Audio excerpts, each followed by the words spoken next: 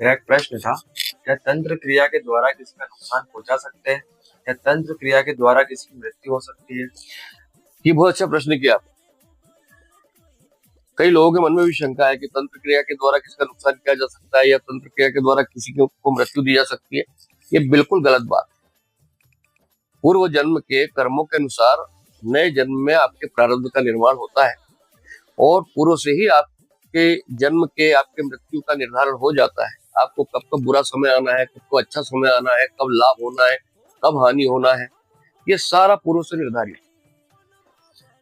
तंत्र क्रिया का प्रभाव कब होता है? जब आपको बुरा समय, जब पूर्व जन्म के कर्म के अनुसार ये लिख दिया जाता है कि आपको फलाने टाइम से फलाने टाइम जो है आपको खराब समय बिताना है, क्योंकि आपने पूर्व जन्म में इस समय से इस समय तक खराब कर्म किए।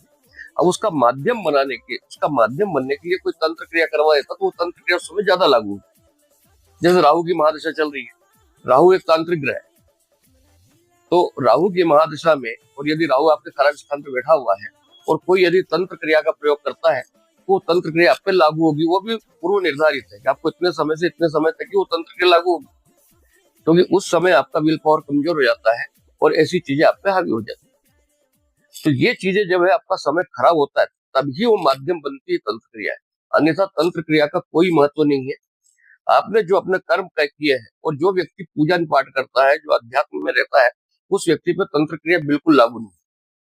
और मृत्यु तो किसी को, ये तंत्र क्रिया से मृत्यु किसी को नहीं दी जा सकती। क्यों?